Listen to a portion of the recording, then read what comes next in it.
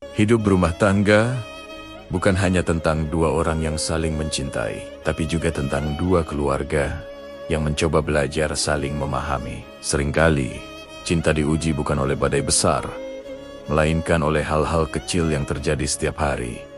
Cara mencuci piring, cara menaruh garam, atau sekadar cara memandang seseorang di meja makan yang sama. Kisah ini lahir dari potenggen-potenggen kehidupan yang nyata, tentang seorang menantu yang berusaha diterima, tentang seorang ibu yang takut kehilangan anaknya, dan tentang seorang suami yang berdiri di tengah, mencoba menenangkan dua cinta paling berharga dalam hidupnya. Anak menantu, satu dapur, 1000 luka, bukan hanya cerita tentang pertengkaran, tetapi juga tentang proses belajar mencintai dengan cara yang lebih dewasa. Tentang bagaimana luka bisa menjadi jembatan menuju kedekatan, dan bagaimana air mata bisa menjadi pintu menuju kehangatan yang baru. Karena pada akhirnya, setiap rumah punya dapur. Dan di sanalah, diam-diam cinta paling tulus sering kali diuji. Pagi itu, cahaya matahari menembus celah-celah jendela dapur kecil di rumah Bu Rini. Udara masih segar, aroma kopi hitam yang baru diseduh menguar lembut memenuhi ruangan. Di meja kayu sederhana, ada piring kecil berisi pisang goreng yang masih hangat. Dapur itu tampak rapi. Setiap alat masak tertata di tempatnya. Seakan-akan semuanya punya posisi tersendiri yang tak boleh digeser sedikit pun. Bu Rini berdiri di depan kompor, tangannya lincah mengaduk tumisan bawang merah dan cabai.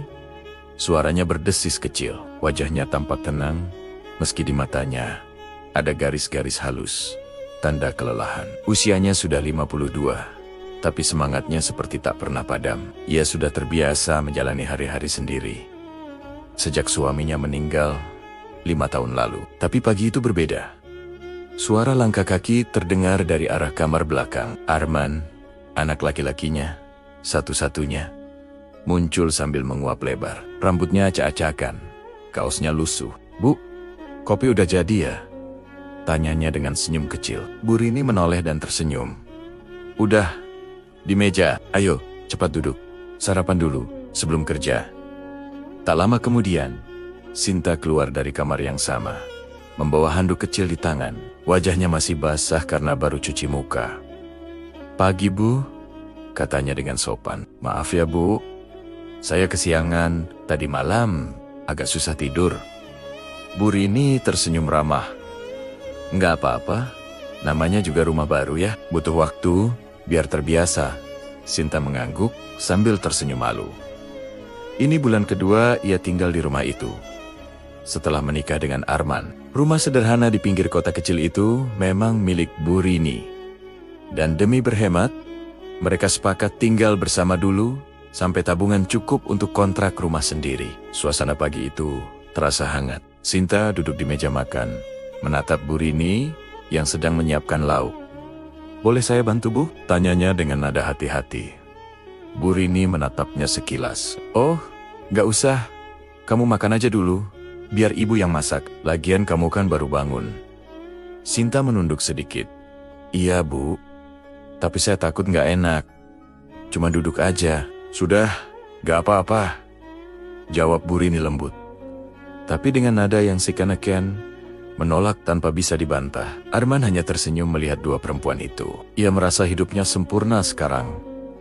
Istri yang cantik dan lembut, ibu yang penyayang dan bijak. Ia berharap rumah itu akan jadi tempat yang damai untuk mereka bertiga. Tapi diam-diam, di balik senyum Bu Rini, ada rasa yang sulit dijelaskan. Selama bertahun-tahun, dapur itu adalah wilayahnya. Tempat di mana ia melampiaskan rindu pada suaminya yang telah tiada. Tempat ia menyalurkan cinta lewat masakan untuk anaknya. Kini, setelah Sinta datang, segalanya terasa berubah. Ada tangan lain yang mulai ikut menyentuh sendok, panci, dan bumbu yang biasa ia atur sendiri. Siang harinya, setelah Arman berangkat kerja, Bu Rini dan Sinta tinggal berdua di rumah. Awalnya suasana terasa canggung, tapi mereka mencoba saling ramah. "Bu, saya mau bantu nyapu, boleh?" tanya Sinta pelan. "Boleh?" Tapi pelan-pelan aja ya. Lantainya baru dipel kemarin. Iya, Bu.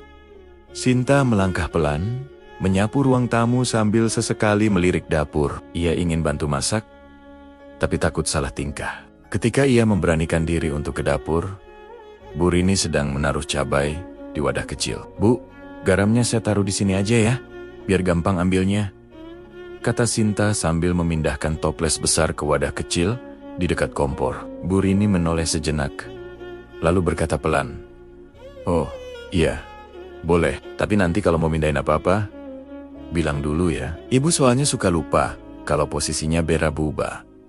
Nada suaranya terdengar datar. Bukan marah, tapi juga bukan setuju sepenuhnya. Sinta mengangguk cepat. "Oh, iya. Maaf, Bu. Saya cuma pikir biar praktis aja." Bu Rini tersenyum tipis. "Iya, ngerti. Tapi dapur ini udah kayak tangan ibu. Jadi kadang kalau berubah dikit aja suka bingung." Sinta kembali menunduk. Dalam hati, ia merasa bersalah. Ia hanya ingin membantu. Tapi sepertinya malah salah langkah. Sore menjelang, hujan turun rintik-rintik.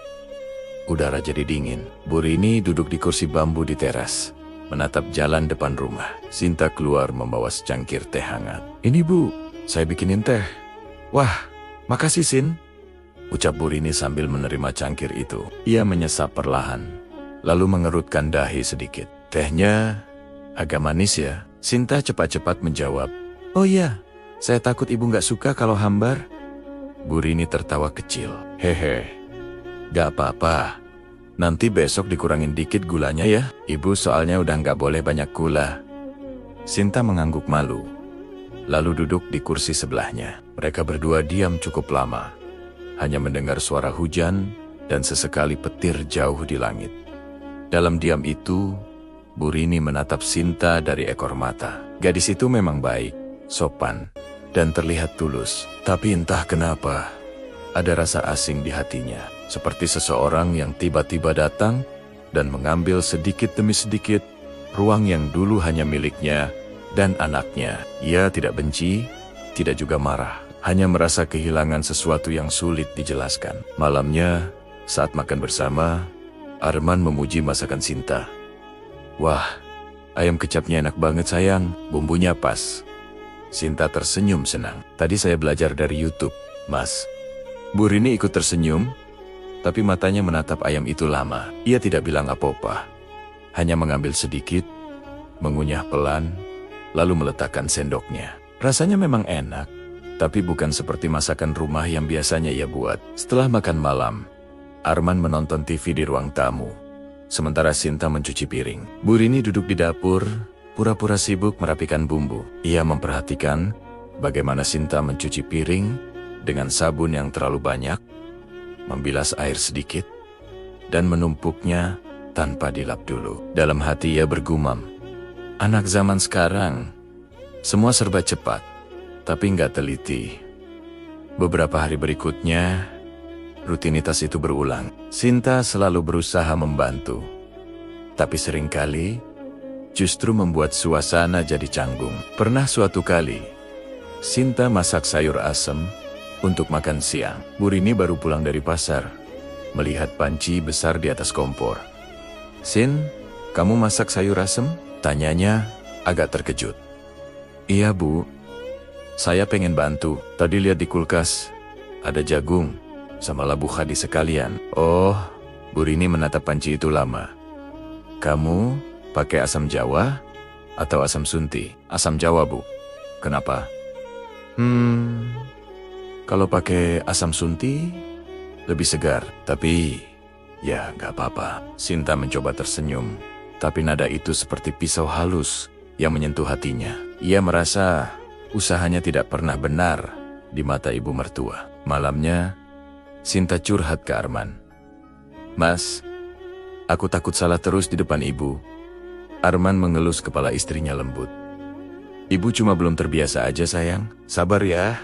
Nanti juga ibu makin sayang kok." Sinta mengangguk, tapi matanya tetap redup. Beberapa hari kemudian, Pak Hijeng sama suasana mulai terasa berbeda. Bu Rini memasak sendiri tanpa mengizinkan Sinta ikut. Sinta duduk di ruang tamu, mendengar suara panci dan sendok dari dapur. Ia ingin mendekat, tapi ragu. Akhirnya, ia memutuskan membantu dengan hal kecil. Menata meja makan, ia letakkan piring, sendok, dan gelas rapi. Tapi saat Bu Rini datang membawa lauk, ia berkata pelan, "Piringnya, Ibu biasanya yang putih, bukan yang bunga. Soalnya, yang bunga itu buat tamu." "Oh, maaf Bu, saya nggak tahu." "Nggak apa-apa," jawab Bu Rini cepat. Tapi Sinta bisa merasakan dingin dari nada itu. Arman yang baru keluar dari kamar, mencoba mencairkan suasana. "Wah, pagi-pagi udah siap semua nih." "Makasih, sayang Bu." Ia tersenyum lebar, duduk di kursi, mulai makan. Bu Rini duduk di seberangnya, menatap anak dan menantunya. Ia senang, tapi juga sedih. Dulu, hanya ia dan Arman di meja itu. Sekarang ada Sinta, dan entah kenapa, setiap kali mereka tertawa, Bu Rini merasa sedikit tersisih. Hari berganti, waktu berjalan, dan dapur itu, tempat yang dulu jadi sumber tawa dan cerita, perlahan berubah. Tidak ada pertengkaran, tidak ada bentakan, tapi suasananya berbeda. Seperti ada tembok tipis yang tak terlihat di antara mereka. Bu Rini mulai sering bangun lebih pagi, agar bisa masak duluan sebelum Sinta turun dari kamar. Ia ingin semuanya beres, sebelum ada tangan lain yang ikut mengaduk bumbu. Kadang, ketika Sinta mencoba menawarkan bantuan, Bu Rini hanya menjawab singkat, "Sudah, Ibu aja." Sinta pun perlahan belajar membaca situasi. Ia jarang ke dapur, lebih banyak di kamar atau halaman. Tapi di hatinya, ia merasa bersalah. Seolah kehadirannya membuat rumah itu jadi kurang nyaman. Di sisi lain, Bu Rini juga sering termenung. Ia tahu perasaannya tidak sepenuhnya benar. Ia tahu Sinta bukan anak yang jahat. Hanya saja, ia belum siap berbagi ruang, terutama ruang yang penuh kenangan. Malam itu, saat semua sudah tidur, Bu Rini duduk di dapur sambil memegang toples gula. Ia menatap sekeliling, kompor, sendok, panci, semua benda yang dulu menemaninya, melewati masa-masa sepi setelah suaminya meninggal. Kini semua itu disentuh oleh tangan lain. Ia menghela napas panjang, air matanya jatuh tanpa suara. Di kamar, Sinta juga belum bisa tidur. Ia menatap langit-langit, memikirkan bagaimana caranya bisa dekat dengan ibu mertua tanpa membuatnya merasa tersaingi. Ia tidak tahu harus mulai dari mana. Dan di tengah malam yang hening itu, di bawah satu atap, dua hati perempuan memendam perasaan yang sama. Sama-sama ingin mencintai, tapi takut salah langkah. Satu rumah, satu dapur, dan perlahan, satu demi satu luka kecil mulai tumbuh. Meski belum ada yang sadar, Lanhut Tibob II, dapur yang jadi medan dingin.